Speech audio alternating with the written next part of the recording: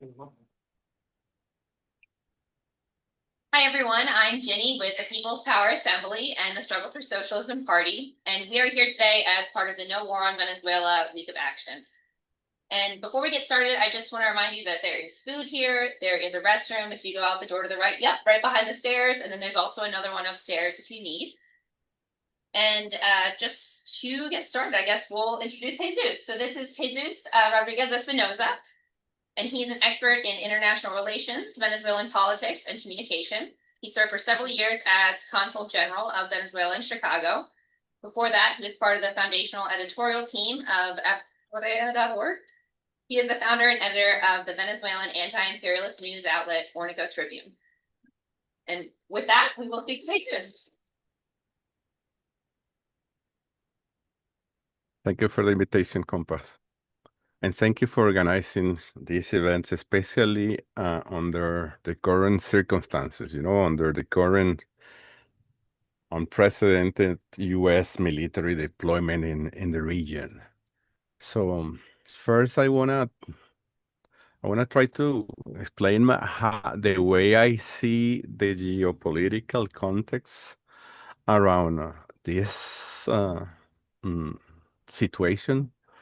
So basically, it reminds me of the first, things that President Trump said when he initiated his new term.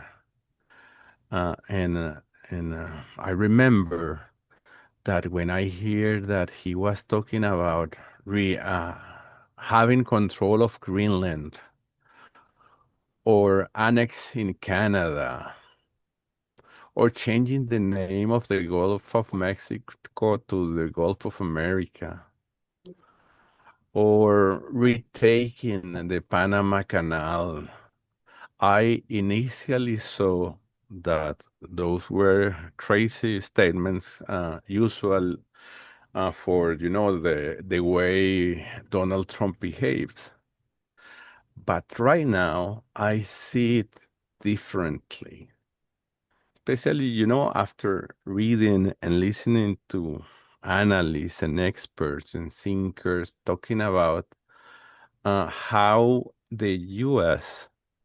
has been realizing that there's a change in the correlations of forces, worldwide, and the U.S. is just trying to secure the place, the area that it considers its domain, its backyard, its neighborhood, whatever name you want to put it.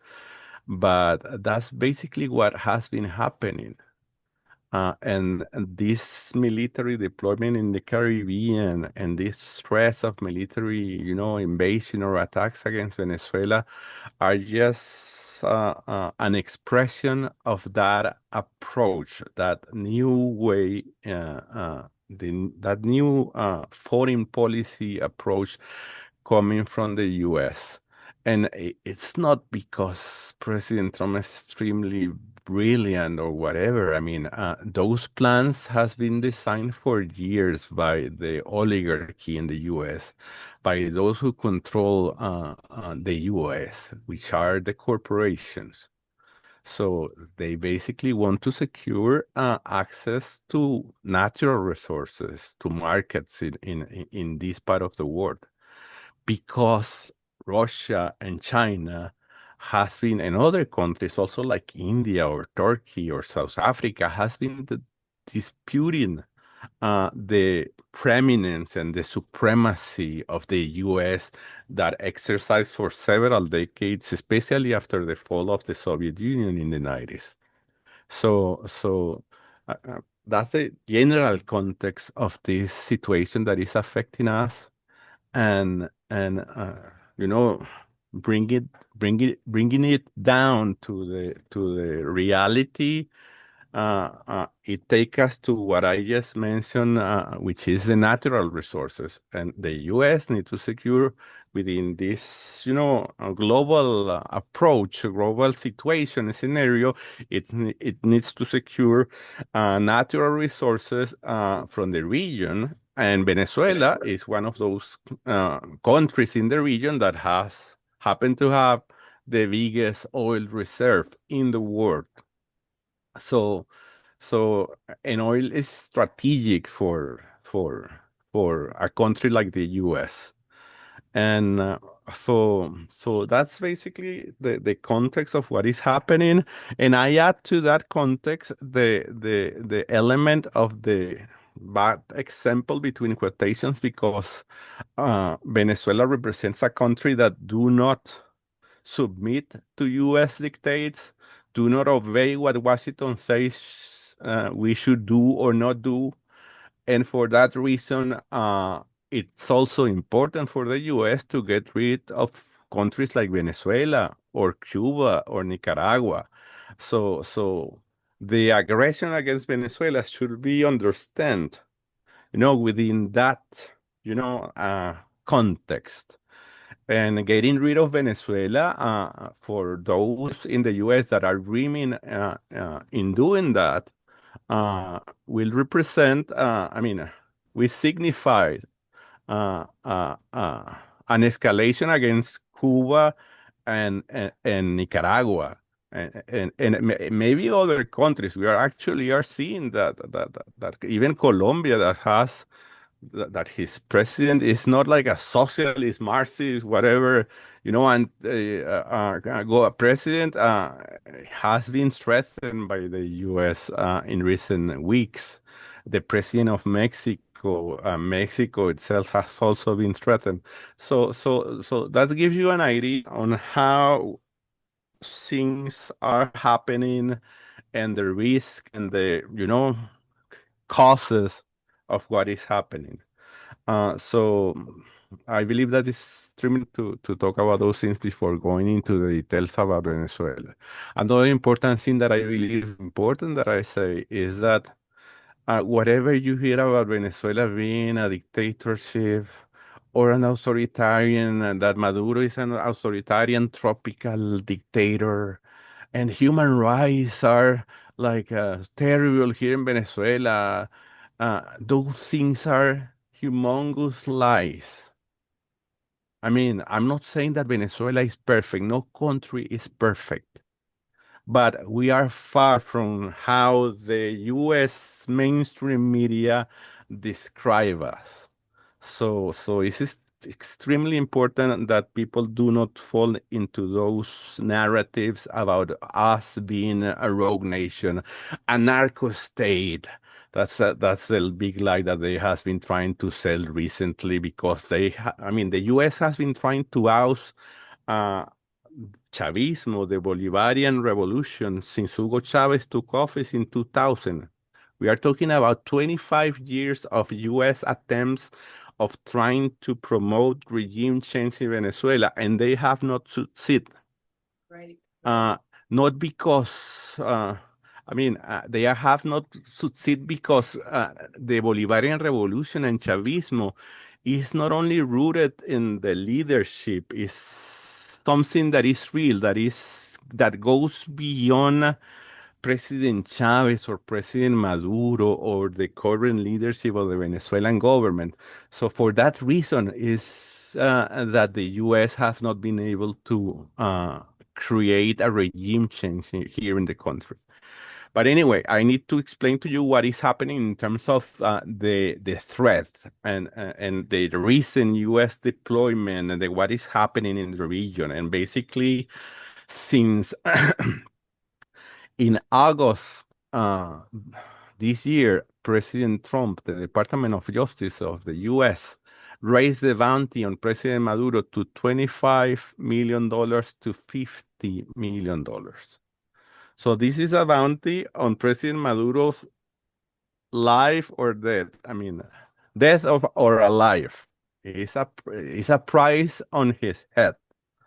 The media, mainstream media, try to present these bounties with beautiful words, but that is basically what it is. I mean, the U.S. is giving money to whomever decide to get rid of President Maduro, to capture or kill him to receive this bounty.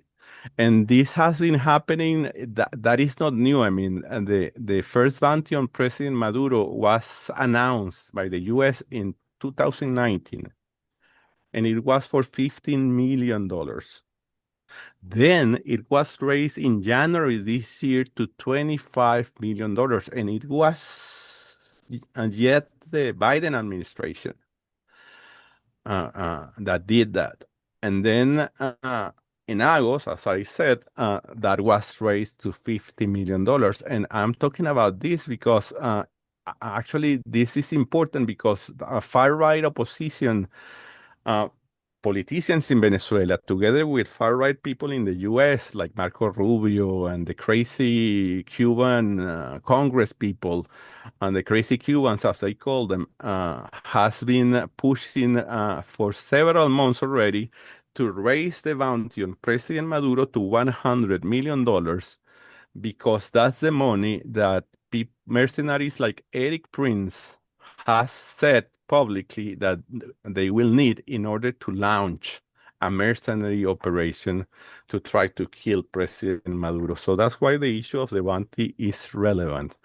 Actually, a few weeks ago, a few months ago, Diaz Baral, that belongs to the crazy Cuban group, is a senator from Florida, introduced a proposal or a resolution in the U.S. Congress asking or suggesting or whatever that the bounty should be raised to $100 million.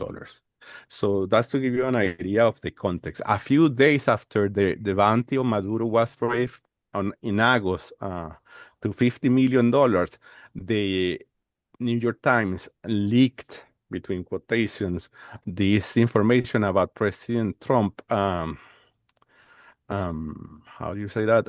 Signing this secret memoranda about the deployment that we have seen in the Caribbean in recent weeks. And what this deployment means? Basically, actually, right now in front of Venezuela, I believe that there are about 11 or 12 warships from the U.S. Navy, the biggest and the newest U.S. aircraft carrier, the Gerald Ford aircraft carrier, one nuclear submarine and one regular submarine has been reported by the mainstream media in recent days. We are talking about 15,000 U.S. troops near the coast of Venezuela. So this is a military move not seen in this part of the world since the 80s. I'm talking about that at least 40 years, or we are something like this was not seen in this part of the world, and a movement of this size is not easy to disband without presenting results, between quotation.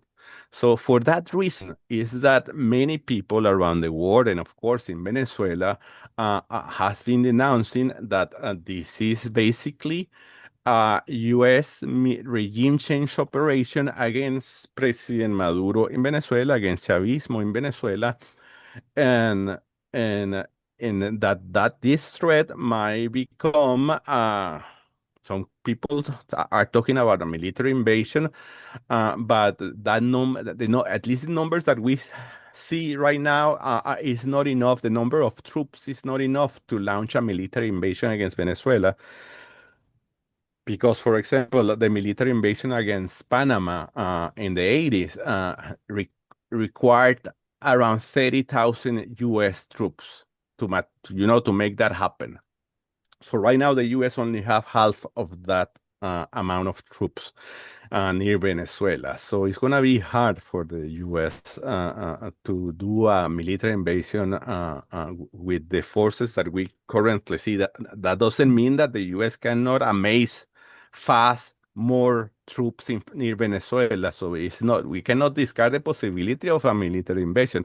But as the situation is right now, people talk that it's very probable that a airstrike can happen, decapitation strikes, which means that the U.S. will try to kill the leadership of Chavismo, and that's a real possibility. And that's what many of us here in Venezuela has been worried about in recent weeks.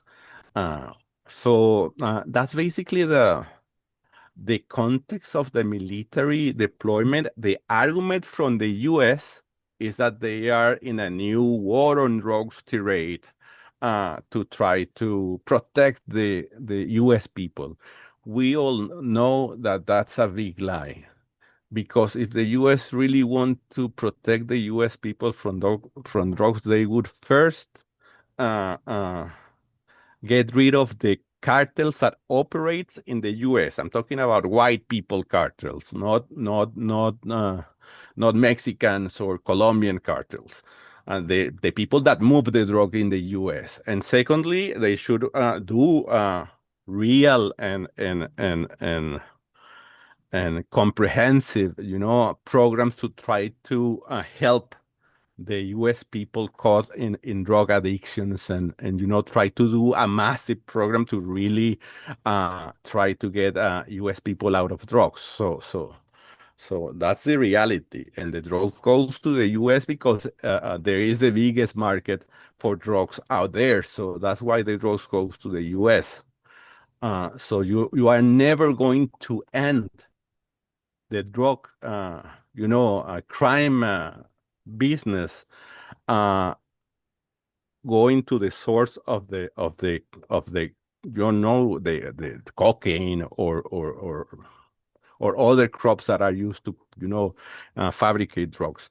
But the argument of the U.S. has been that, and with that argument, they have killed already 83 people, civilians, in small boats in the Caribbean, uh, raising a lot of alarms all over the world and even in the US about how legal is that, operation. Because you cannot kill anyone just because you were tipped by an informant that that boat carries drugs, because there are usually mistakes in the intelligence. So expert says that out of uh,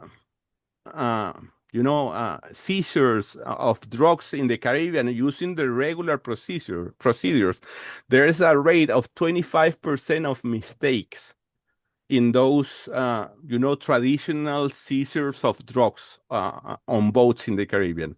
So what I'm trying to tell you is that maybe out of those 83 souls that has been killed in the Caribbean, if we take for granted that they were really tipped to be drug, small boats carrying drugs, at least 20 of those people might have been innocent. If we take, that proportion of the mistakes in seizures.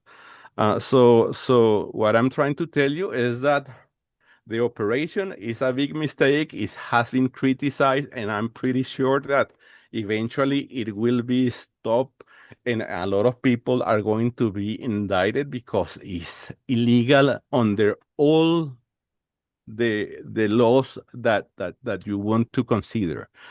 And actually, people not only from Venezuela, but also from Colombia, from Trinidad and Tobago, and even from Ecuador. There's a survivor from Ecuador has been already targeted by these strikes. So uh, that's basically the panorama of the current situation that we see in the Caribbean. And you have to add to this that there's a rhetoric coming from Washington about, striking allegedly drug production facilities in Venezuela and drug lords, and they have accused President Maduro of being the head of a cartel that is inexistent, which is the cartel of the sons. They created this fake cartel just to try to associate President Maduro to that cartel and justify attacks against Venezuela. But they also accuse him of being linked to the Tren de Aragua, which is a criminal gang that actually did not have anything to do, at least in big terms, with drugs. And also, when they raised the bounty on President Maduro in August, they also accuse him of having links with the Mexican Sinaloa cartel. So they accuse President Maduro of being worse than Escobar Gaviria in Colombia in the 80s. So that's to give you an idea of the whole manipulation. But this is a narrative used to support attacks and a regime operation and these military strikes against Venezuela. So that's basically the context of what is happening right now. And that has created already a lot of tensions in the region. President of Colombia, Petro, has been denouncing these attacks because already Colombians were targeted by these attacks. The president of Colombia, Petro, has been saying that he is not going to allow the use of the soil of Colombia to any military attacks against Venezuela. And the president of Brazil has been also questioning and criticizing the U.S. deployment. There's a growing rejection of this U.S. military operation in the Caribbean and the threats against Venezuela. So actually, CELAC a few weeks ago had a summit, and in its final declaration, the majority of countries of CELAC agree that the zone of peace in Latin America, declared by CELAC in 2014, need to be respected. That Latin America and the Caribbean should be considered a zone of peace. And there shouldn't be military strike and military tensions in the region. So that's basically the context of the attacks and the international repercussions. And meanwhile, in Venezuela, we have not been sitting here like waiting for the gringos to invade us. We are actually has been preparing ourselves for whatever the gringos want to do. And basically, the government has been President Maduro, when this thing began, asked the Venezuelans to voluntarily enlist in the Bolivarian militia. And the Bolivarian militia in Venezuela is not like the militias that you have there in Indiana or Minnesota of white people that hate the federal government shooting and doing crazy stuff. The Bolivarian militia in Venezuela is part of the army. It's one additional branch of the army. And it's important to highlight this because the mainstream media and social media platform has been spreading that President Maduro is giving away guns and weapons to everyone, and that's not true.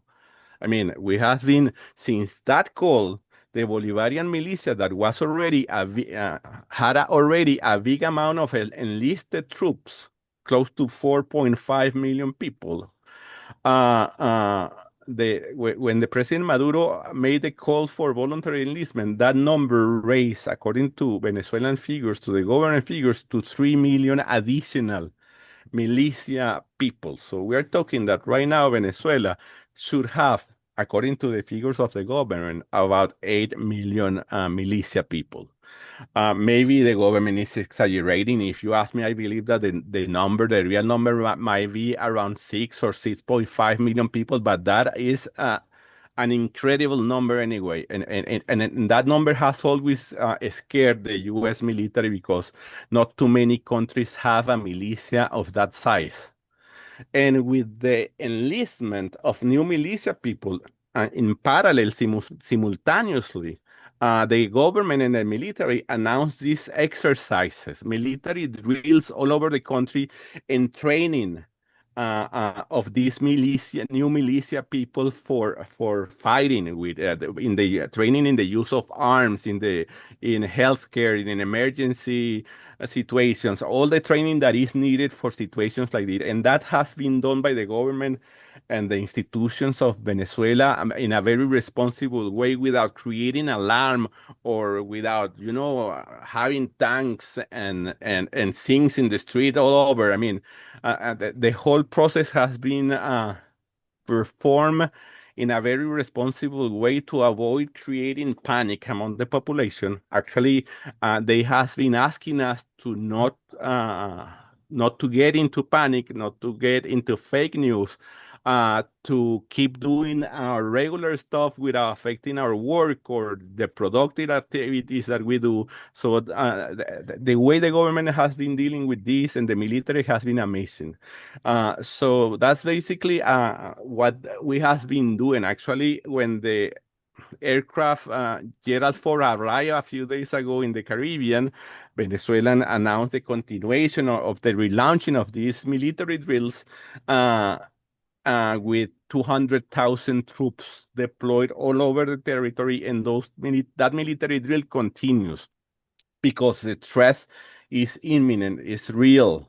Actually, a few days ago, for the last 2 or 3 weeks, there were GPS jammings all over Venezuela because no one knows exactly if that was created by the U.S. government or it was like a defensive mechanism used by the military of Venezuela to try to mess with the U.S. operations close to our borders. But anyway, those things affect us and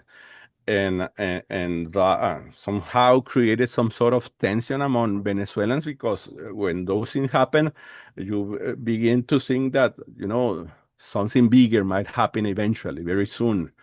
But actually, for the last 3 or 5 years, that jam in the GPS signal has, at least in Caracas, is not detectable.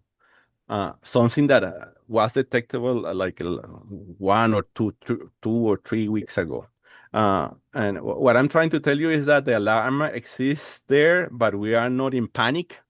We are worried, but we are ready to defend the country. And Chavismo is going to remain here, even if the U.S. dare to launch this decapitation, between quotation strikes, against Chavista leadership. I mean, uh, President Maduro and Diosdado Cabello and all the leaders of the Bolivarian Revolution are very important, but the Bolivarian Revolution and Chavismo is bigger than them. And killing Maduro and the leadership of Chavismo won't end the Bolivarian Revolution, and that's what people in the U.S. should know. I mean, Chavismo will remain here. And if the U.S. dare to attack us, we will do whatever we can to defend ourselves. It's going to be hard because, the U.S. military is the biggest and most powerful military out there, but that doesn't mean that it's not defeatable. Actually, it has been defeated in several occasions in recent times. You just have to talk about Afghanistan, but also you can go to Vietnam. You can go that there are several, moments in history where the organization of the people shows that the U.S. military can be defeated, and the way the military in Venezuela operates, it uses the concept that the Vietnamese people use, which is the war of all people, which is a concept that was initially, coined by Mao in China. So if something bad happens, if the worst scenario happens, we will do whatever we can to expel the gringos out of Venezuela. So I believe that I'm already close to my 30 seconds, right? So maybe I should leave it here and let you go with the program, and I will happily answer questions.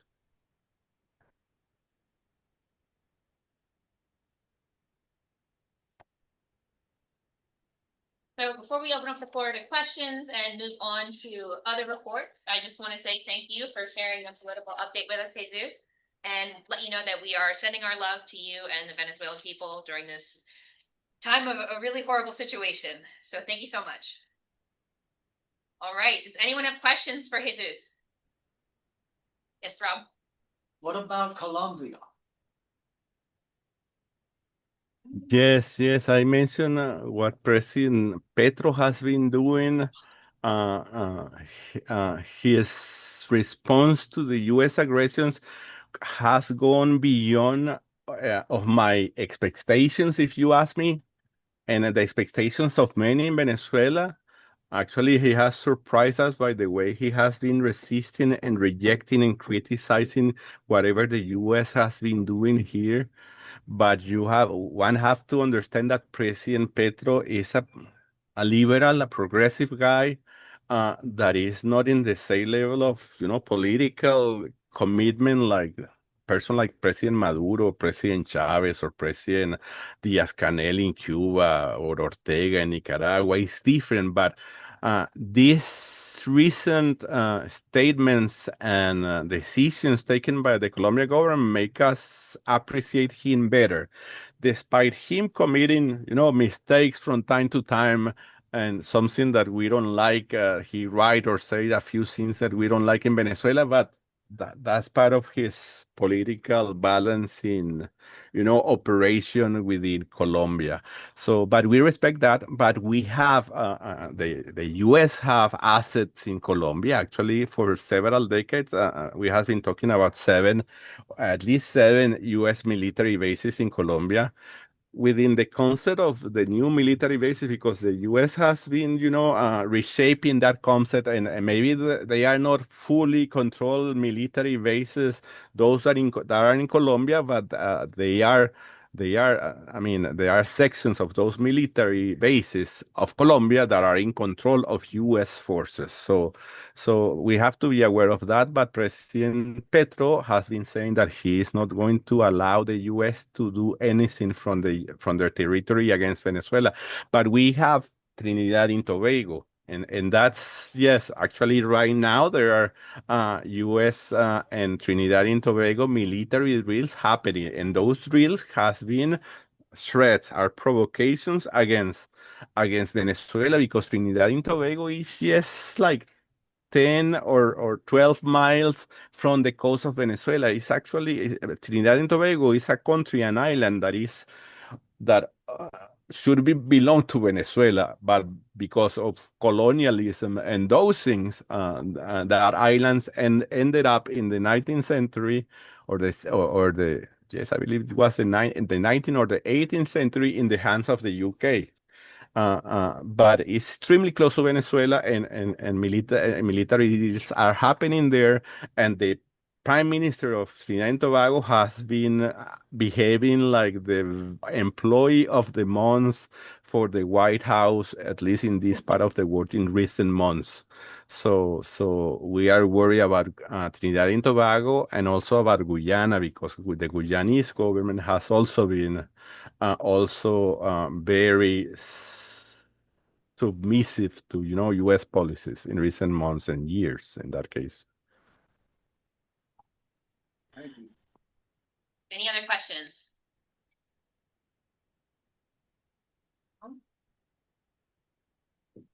I guess I have one, because I know we organized this teach-in, but is there anything else you'd like to see activists and organizers in the United States do to support right now? Yes, that's a good question. That's a good question. And of course, this week of action against, U.S. threats against Venezuela is amazing, and we have been supporting it since the beginning, and I believe that it should continue. But also, there has been a very impressive initiative from several, compass from different parts of the world, especially from Latin America, about the creation of military brigades, brigades of solidarity with Venezuela. I mean, of people that are willing to enjoy the Bolivarian militia and fight the U.S. in the case of a real U.S. aggression against Venezuela. And that initiative, of course, not everyone is willing to, do that.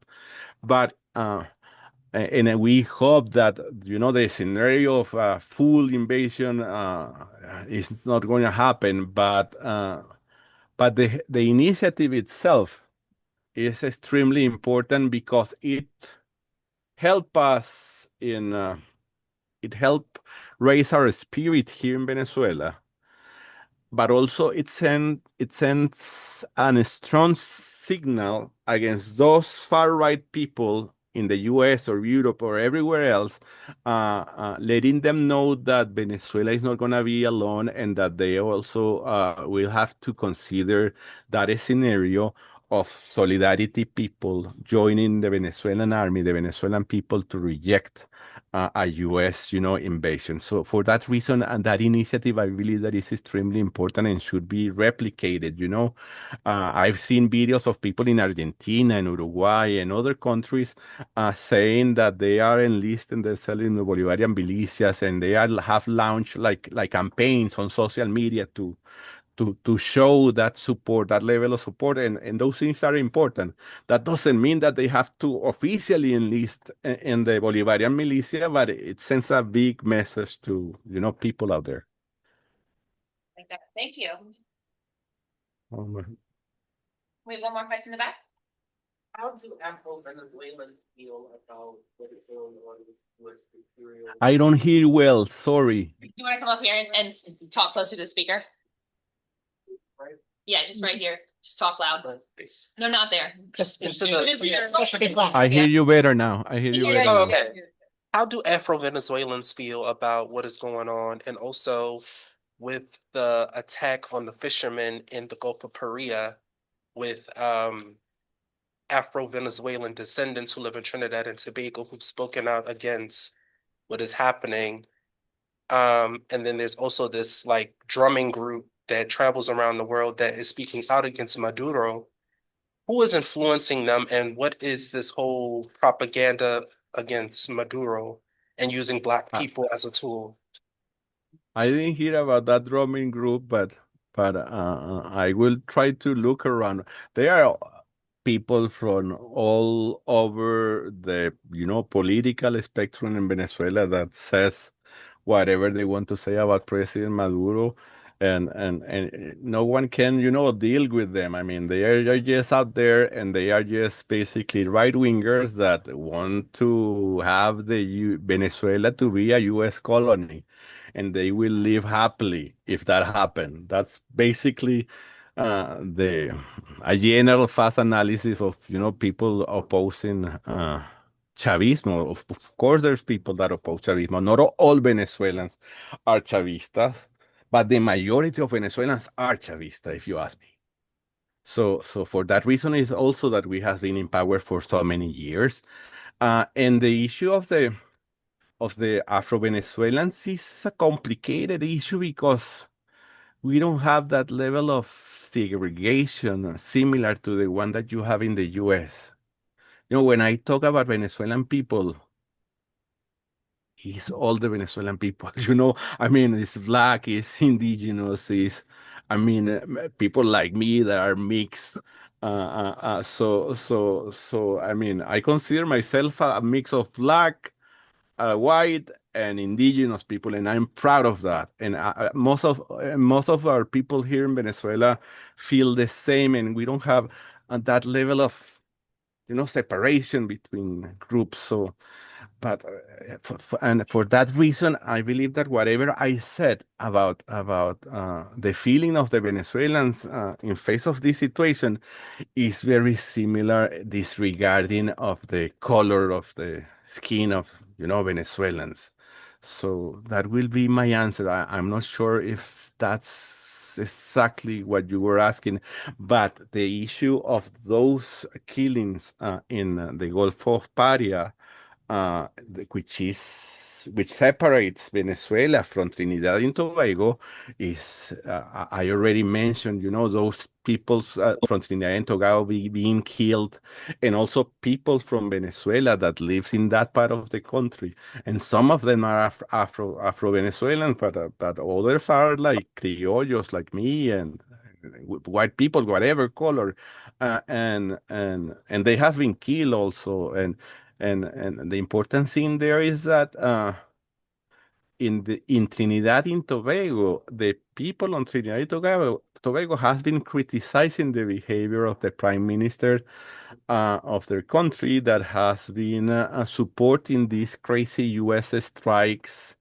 without any level of criticism. It's like full submission to the U.S. And I believe that that will bring a lot of trouble to her in upcoming elections because she has been not criticizing the U.S. strikes. She has been allowing military drills, provocation military drills near the coast of Venezuela. So she's going to be, actually, a few weeks ago, there were bodies floating near the coast of Trinidad and Tobago, and they were identified, and some people believe that they were the bodies of some people from Trinidad and Tobago that were killed because no one knows exactly who was killed. That's the other thing. I mean, we don't have names, we don't have nationalities, we don't have exact location, we don't have information about what they were actually carrying.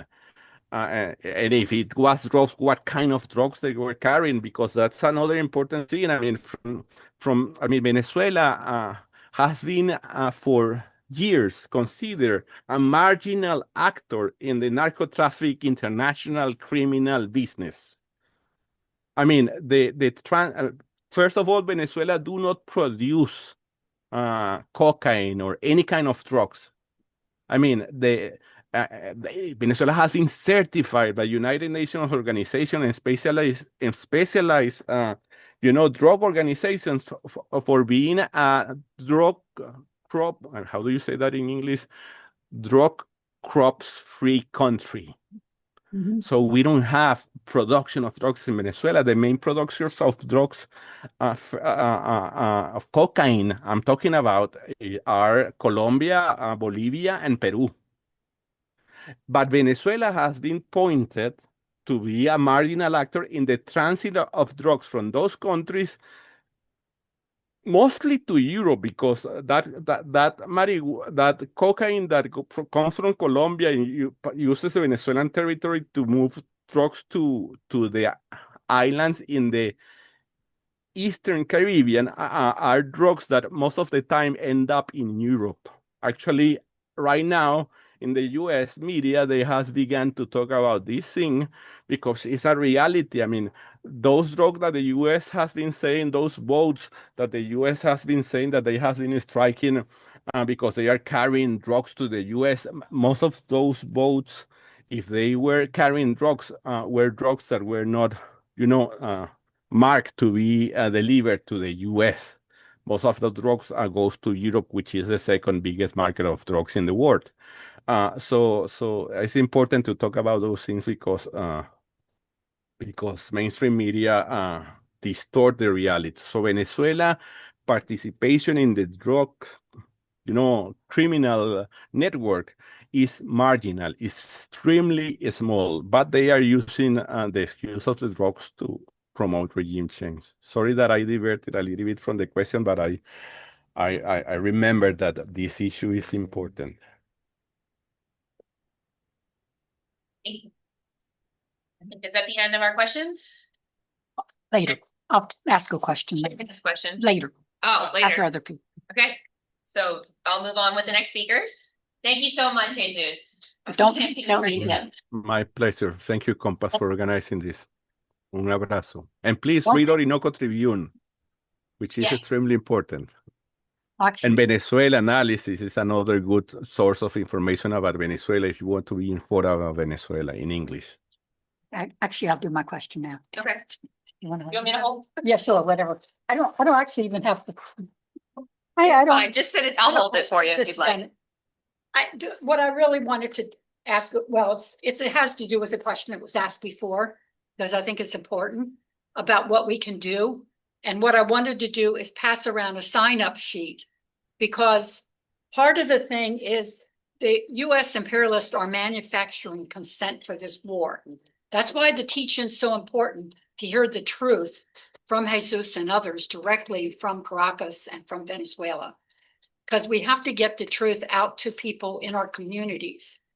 I mean, literally the millions and millions of dollars that is going to be wasted on killing people in Venezuela, or even just in the wasted killing of people in boats and everything else that's happening could be spent right here in Baltimore City. We need it to stop the food stamp cuts. We need it for jobs. We need it for everything in our community that we don't have, that they're trying to build in Venezuela. Even the example of Venezuela upsets them. So I have a sign-up sheet that really says, please print clearly, because this is all the areas that we really have to get to. Because we have we've done a week of solidarity. Even before the week, we had a demonstration. We're not going to stop after this week. That would be ridiculous. We have to go back into the community, protest again, go back in, and keep talking to people. So this sign-up sheet is really for people who are interested in doing student and campus outreach. We're going to have a video of this. We'll have more materials on the lies they're saying about Venezuela. We can hold other meetings. So if you're a student, your school or campus, write it in here. Community and union outreach. We've already been in East Baltimore, out at the Highland Market, talking to people in East Baltimore, and we've been in West Baltimore, Penn North. Some of the comers can speak about that. So if you're a union member, write your union down, or if you're in a particular community that you're interested in doing outreach, West Baltimore, East Baltimore, South or North Baltimore. And also if you can just distribute flyers. And then there's a section on this sheet that says other. So I'm going to just pass this around this way. Please fill it out and turn it in at the table, because we need to build our own army of people. If you can't go to Venezuela and be part of the army that Jesus was talking about, then let's build an army right here to get the truth out about Venezuela. That's what we got to do, because they're not going to manufacture consent in Baltimore City. And if manufacturing consent wasn't so important, they wouldn't be doing it so loudly, so completely spreading these lies. So anyhow, I want to end with that. That's kind of a question, Jesus. It was part of the thank you. No, it's true that it is extremely important. So let people know in Venezuela that we're fighting the war at home on this front too. And I've signed over here, says fight racism, not Venezuela. And that's what we need to be doing here at home in Baltimore City. Yes. That's true. That's true. Should I get this? Yeah. All right, and we're going to have some other speakers, but you're welcome to stay on and listen if you'd like. That's fine. That's fine. Thank you. Thank you so much. All right, so next we're going to hear from Jill Clark Golub, and they are a U.S. They have a U.S. Nicaraguan family and have been a peace activist for most of their life. She's on the coordinating committee of the Nicaragua Solidarity Coalition and is a member of Friends of Latin America. And she coordinates Americas Without Sanctions, a project launched by Friends of Latin America 2 years ago, which is now part of the Sanctions Kill campaign. Jill is also a member of the Black Alliance for Peace Solidarity Network and the Venezuela Solidarity Network. Today, Jill is going to tell us about an important new campaign called Sanctions Kill, launched this week to raise awareness about the many deaths caused by U.S. sanctions, especially among children. Thank you, Jill. Thank you for having me here. I'm nice to see you.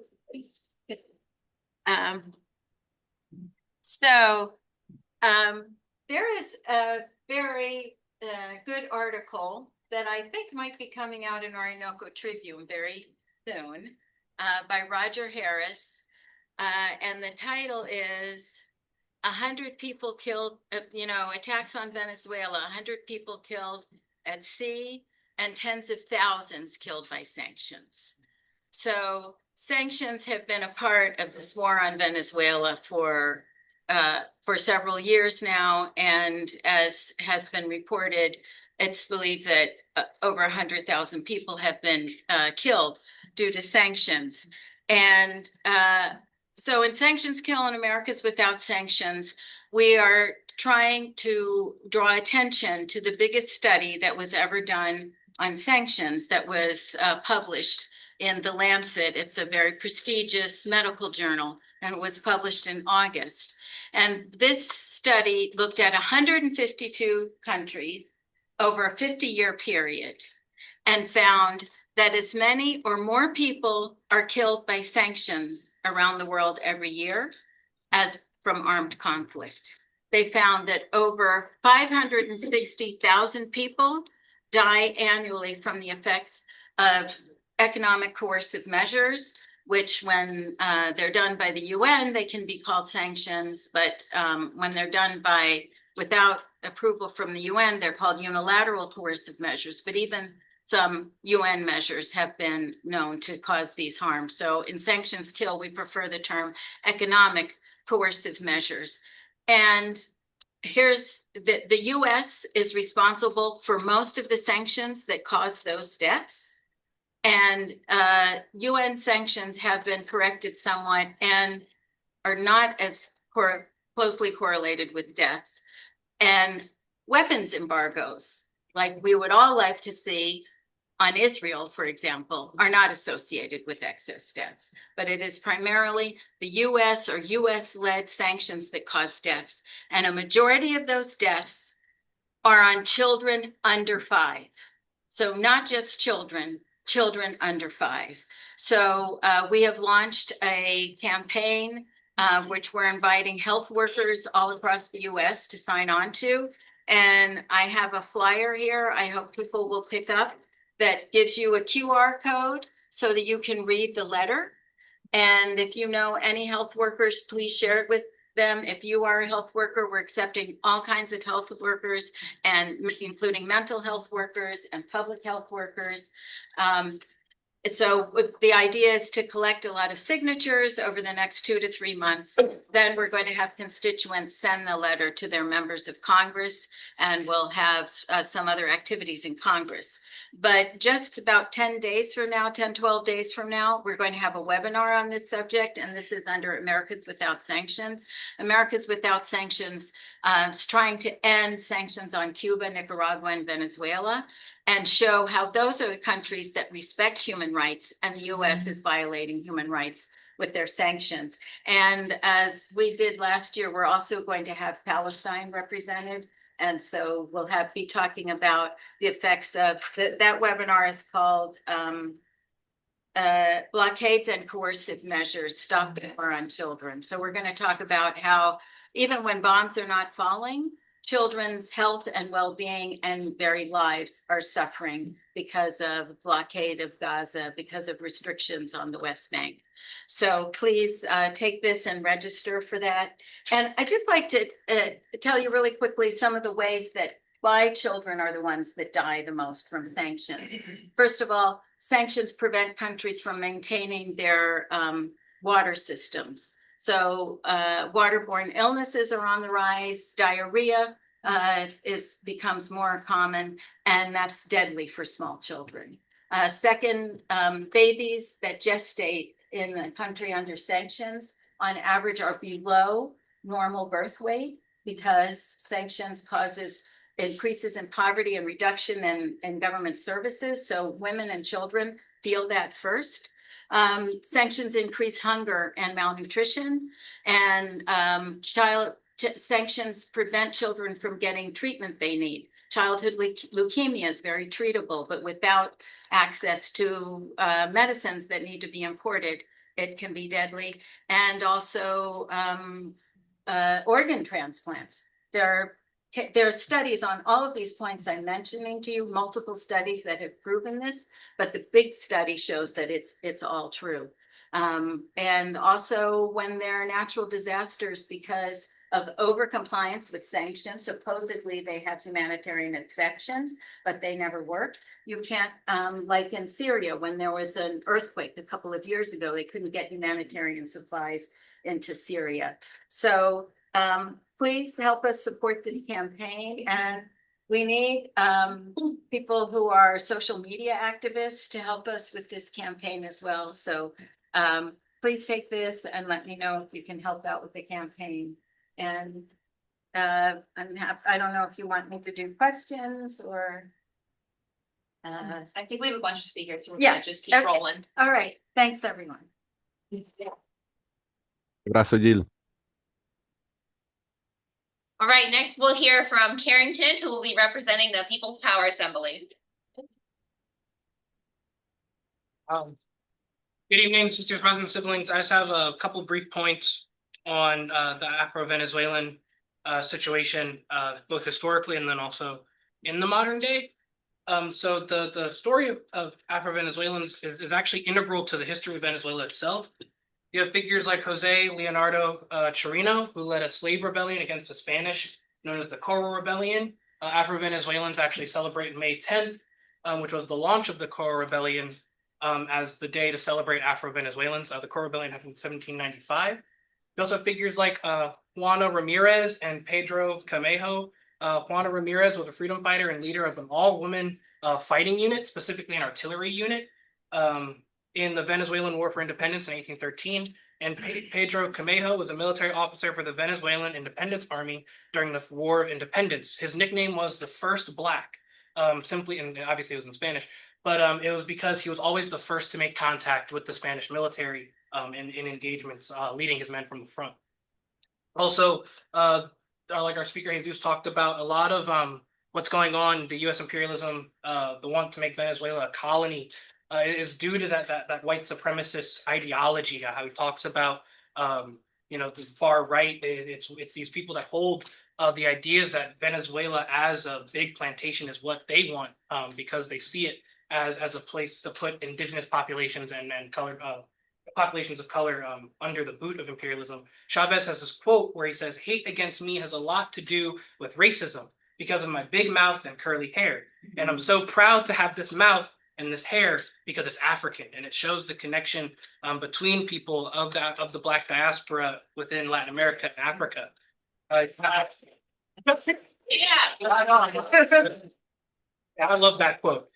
You have the Miranda State Uprising, which when former President Carlos Andres Perez implemented what was known as the package, which was a deal pushed by the US-backed IMF, International Monetary Fund, which ultimately led to the skyrocketing of cost of living for Venezuelans. Venezuela's working and oppressed communities, most specifically Afro-Venezuelans in the area of the eastern area of the Miranda State, took to the streets in protest and were brutally suppressed by the government. Up to 3,000 were killed.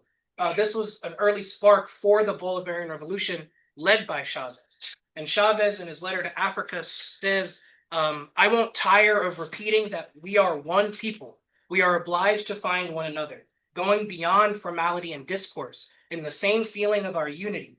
Together, we must dedicate ourselves to creating conditions that allow us to rescue our peoples from the maze they were thrown into, first by colonialism and then by the neoliberal capitalism of the 20th century." He identified that through the quest of beating imperialism and beating its minions and white supremacy, there's that obviously that building connection between African struggles and struggles in Latin America, fighting colonialism, fighting imperialism, and the siphoning of resources away.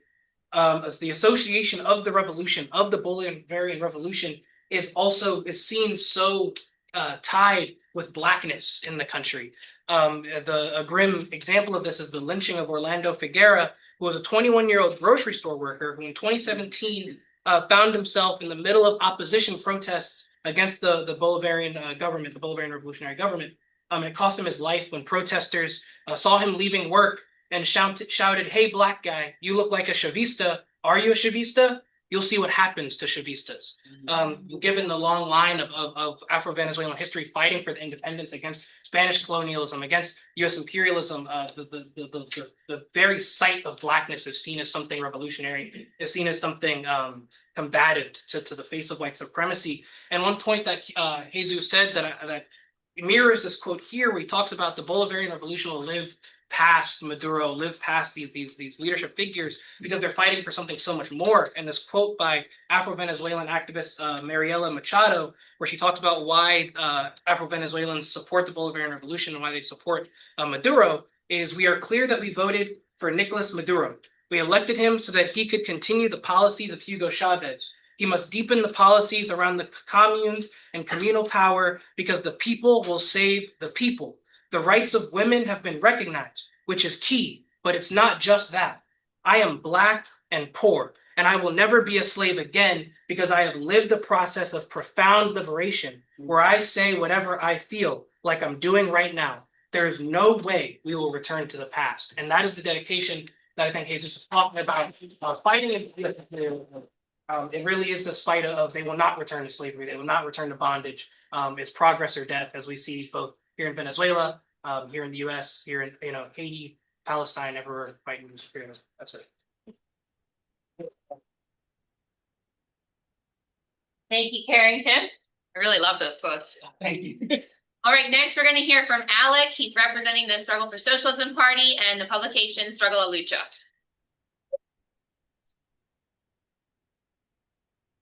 My name is Alec, like Jimmy said. I'm just going to talk briefly about Venezuela's steadfast support for Palestine, specifically.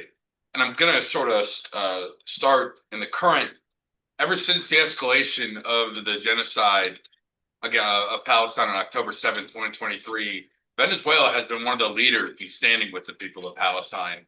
And not just in terms of statements denouncing the genocide, but also huge demonstrations in the streets of Caracas of hundreds of thousands of people called out by President Maduro, called out by the PSUV, by the Bolivarian Revolution.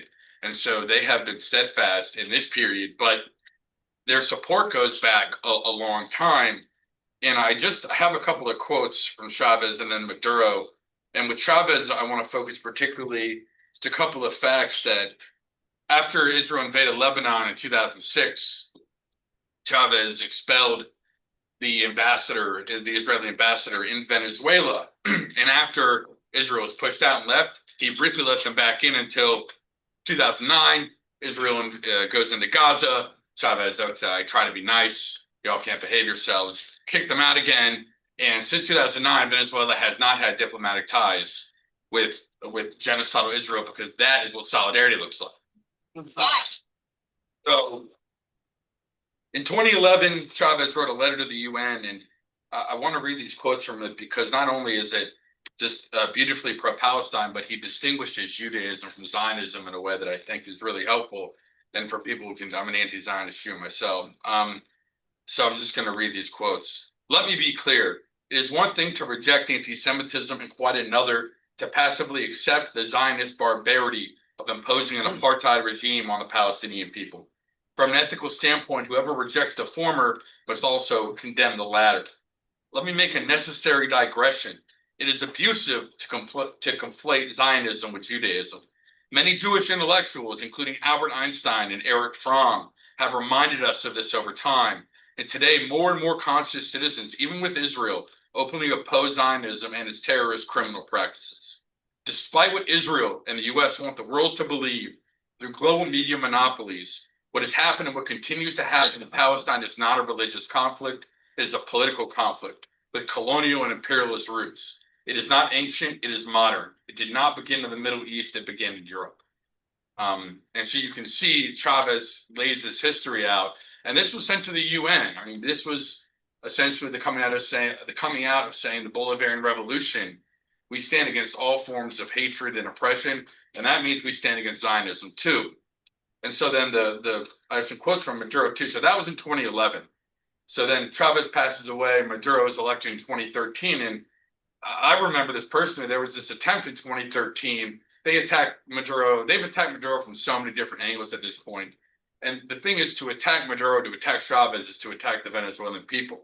And these quotes really reflect the will of Venezuela. So anyway, one of the big attacks was that Maduro was an anti-Semite, a Jew hater, because he was against Zionism. And I don't know, a lot of people didn't know this, but he was asked about it. He didn't interview and tell a story, but he also did an interview with Western outlets where he said, and this is all true, my grandparents were Jewish from a Sephardic background and converted to the Catholicism in Venezuela. The mother of the Minister of Communication and Information also comes from a similar background. And he went on to talk about how, he grew up as Catholic, identified as Catholic. Those are both his maternal grandparents. I mean, that's deep Jewish heritage. And there are also other members of the cabinet. So the idea is pretty ridiculous that this guy who has this base in the Jewish community and has been involved, it's a little ridiculous. And then he went on to talk about how they'll always support the Jewish community, but they're always going to be against Zionism too. And so he talks a little bit about Syria, and I'm just going to read this quote. It is one thing to have differences with the state of Israel. We reject the state of Israel's attack on Damascus and the Syrian people, and its attack on the Gaza Strip and the Palestinian people. And then he went on to say, if there is a people that has a rich socialist tradition, it's the Jewish people. We respect their history. And so what he's saying is we respect the history of Judaism. We do not respect the history of Zionism. And his basis for that is Karl Marx, Jewish, Trotsky, Jewish, Rosa Luxemburg. It goes on and on and on. I mean, the community was a big part of progressive movements. Zionism existing has a lot to do with that. So this is a consistent reminder from the last two presidents of this country of their position, which is against oppression, against hatred, against imperialism, and against Zionism. And they've always stood with Palestine. And it's one of the many reasons we have to continue to stand with them. Thanks, everybody.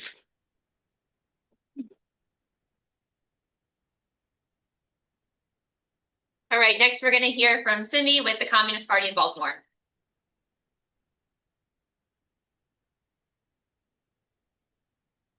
Hi, so I'm so happy to be here because I'm learning so much more about the Venezuelan struggle than I knew before. And I think what is important for me to share, instead of more things about Venezuela, is how I think we can help in this country. And the way we can help in this country is do everything, have to do everything. And our job is to build the movement. So that's what I want to bring up, is about building the movement.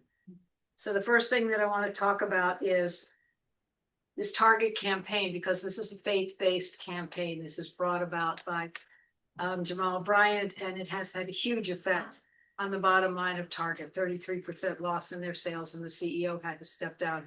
So if you can, it would be great if you could take this QR code and join that pledge, because that pledge is bringing down somebody who actually had a pretty good DEI stance and lost it, all because of being afraid of Trump.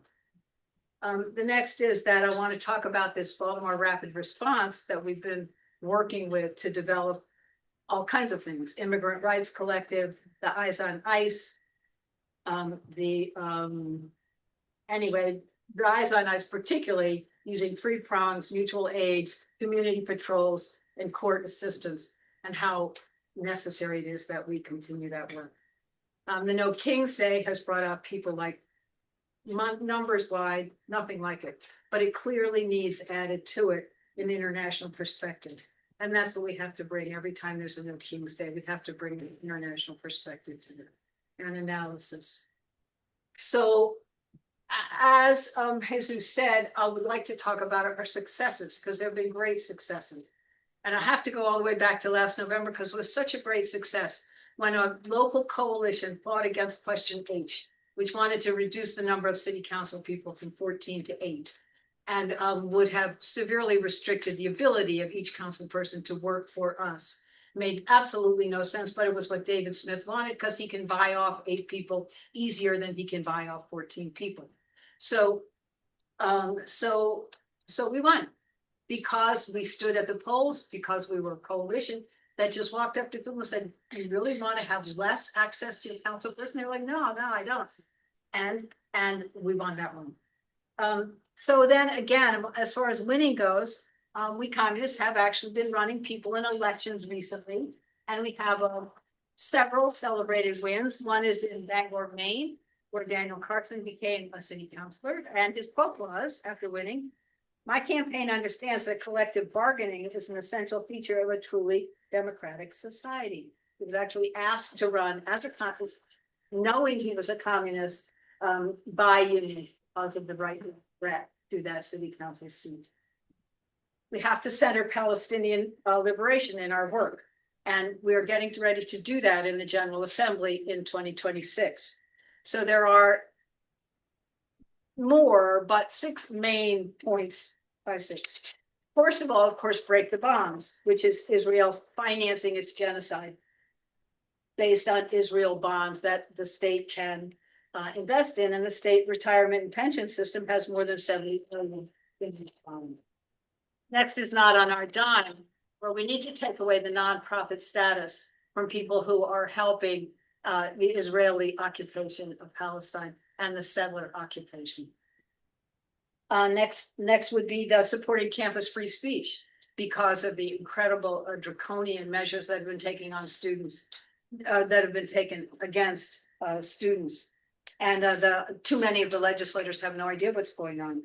And then we have to overturn the Hogan executive order, which prohibits the state from making contracts with any firm that practices BDS. So you're not allowed as a firm to say, I'm boycotting, I'm supporting divestment. You can't say that, or else state of Maryland cannot make a contract with you as a firm.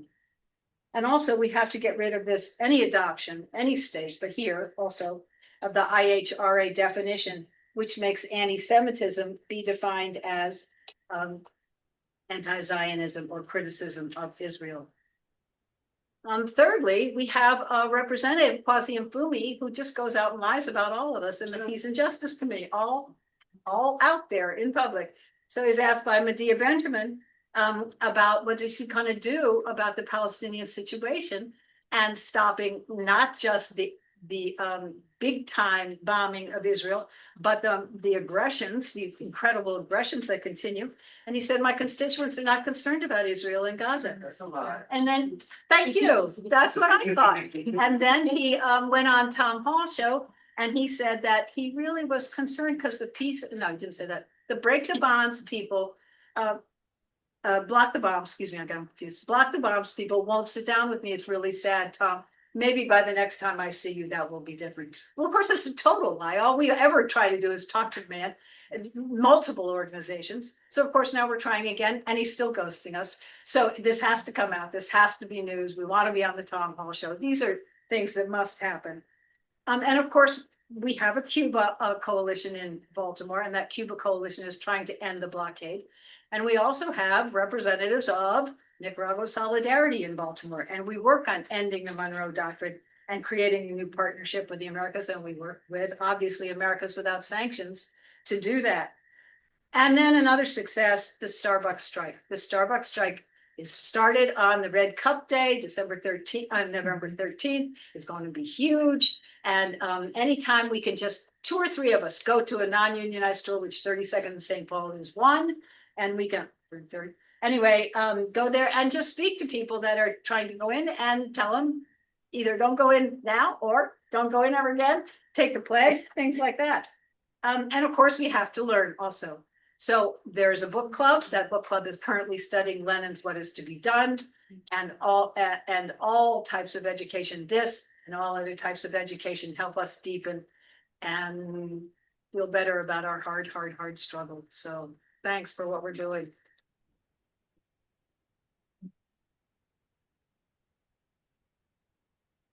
All right, our last report is going to be from Richard Oakes from the Baltimore Peace Action. Hi, folks. Baltimore Peace Action and People's Power Assembly have decided to react with direct action in the case of a land invasion of Venezuela. If the United States hits the land of Venezuela before noon on any day, we're going to be downtown at the Washington Monument Center and Charles, 5 o'clock the same day. If the United States hits the land of Venezuela after 12 noon, we will be downtown at that location the next day at 5 o'clock. In 1980, we had a pledge of resistance similar against an invasion of Nicaragua in support of the Contras. And so thousands of people throughout the United States signed a pledge of resistance to take direct action in the event of an invasion of Nicaragua. So Ronald Reagan and Ollie North violated the Poland Amendment passed by Congress when they supported the Contras in Nicaragua. Nevertheless, so the other thing, we can in Baltimore, we're lucky because the Department of Justice, since the killing of Freddie Gray, has a consent decree against the police of Baltimore of 30 ways to reform the police. And one of those is freedom of speech. And so the cops are under notice to allow us to demonstrate. In fact, when People's Power Assembly marched a couple of weeks ago, we blocked during rush hour, Lombard Street, Pratt Street, Casa Baltimore, marched all the way over to Highland Town. We all had police escorts. In other parts of the United States, they're being hit by gendarmes. We're lucky in Baltimore to be able to take to the streets and express our freedom of speech without being brutalized. We should take advantage of that. And also be inspired by, 6 years ago,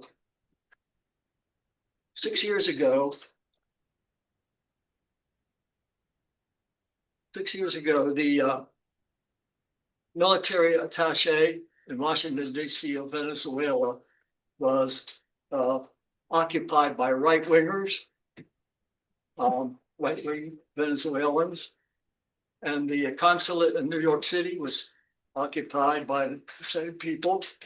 And so we, Code Pink and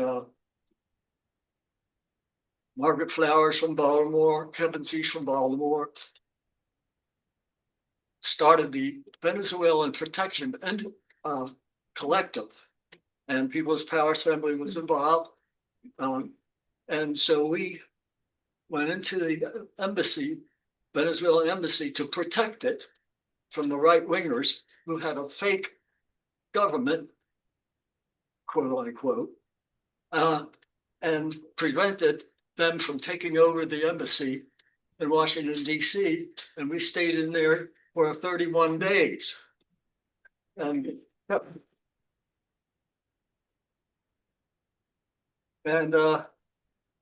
right-wingers were in the streets with noisemakers and harassment and everything, but we locked them out of the embassy, and we snuck in food and what have you until I was in there for 5 days.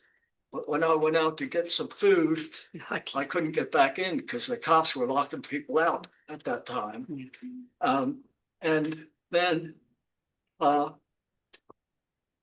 after they cut off the utilities, the water, electricity, they wouldn't let us put any more food in there. We had ropes pulling food up, but then I threw a bunch of food up to the door, but then the cops were blocking the door after that, and those who tried to get food in there were arrested. And so the last one to get food in there was Jesse Jackson. Right. I And remember. it was funny because the black cops who were there were taking selfies with John, with Jesse. But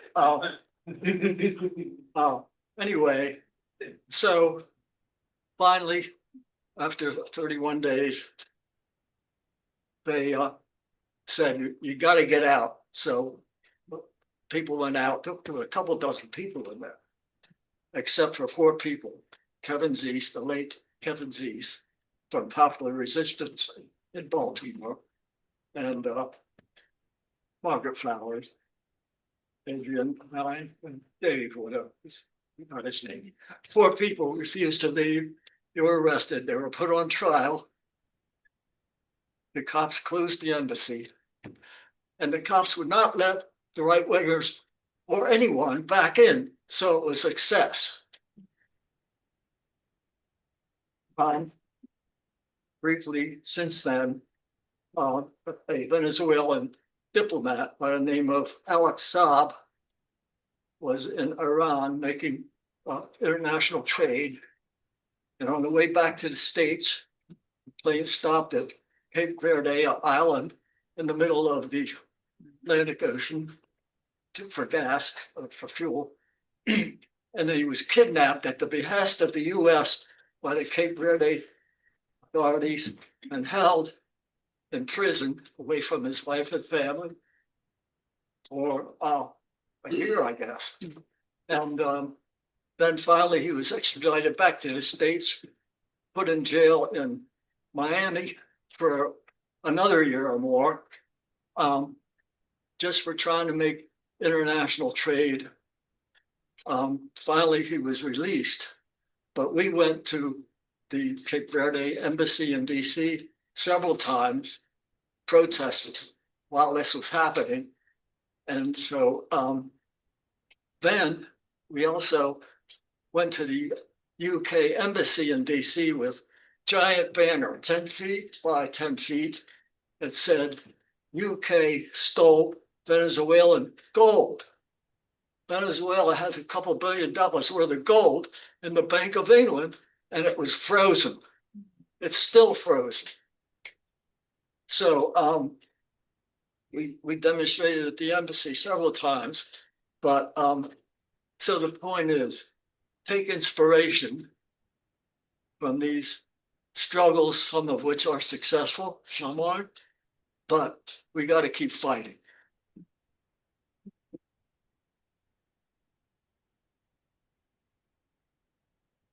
Okay. All right. So with that, we're finished with our reports and speakers, and Jesus is going to add a few last words. And Andre seems to have a question.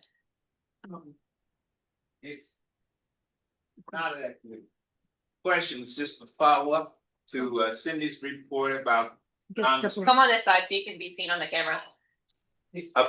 Congressman Kwesi and Fume.